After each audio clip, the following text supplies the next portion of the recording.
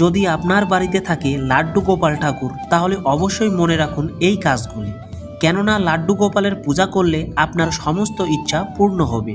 তবে যারা লাড্ডু গোপালের পূজা করেন তাদের এই বিষয়গুলি যত্ন সহকারে দেখে নেওয়া উচিত। নাম্বার 1, লাড্ডু গোপালকে নিজের নবজাতক শিশুর মতো যত্ন করা উচিত। নাম্বার 2, লাড্ডু গোপাল যে ঘরে থাকবে সাথে সাথেই বাড়িটা গোপালের হয়ে যাবে, তাই ঘরে গোপাল থাকলে এই বাড়িটি আমার, এই ধারণা সবার আগে মন থেকে দূর করতে হবে। নাম্বার 3, লাড্ডু গোপালকে প্রতিদিন স্নান করাতে ভুলবেন না। যেভাবে পরিবারের অন্যরা শীতে গরম জল এবং গরমে ঠান্ডা জলে স্নান করেন, গোপালেরও সেইভাবে স্নান করাতে হবে। স্নানের পর গা মুছে পরিষ্কার পোশাক পরাতে হবে। নাম্বার 4, আপনার যেমন খিদে পায় গোপালেরও সেরকম খাওয়ার দিকে নজর দিতে হবে। সকালের জল খাবার থেকে বিকেলের টিফিন সবই তাকে দিতে হবে। ঘরে বিশেষ কোনো রান্না হলে গোপালের জন্য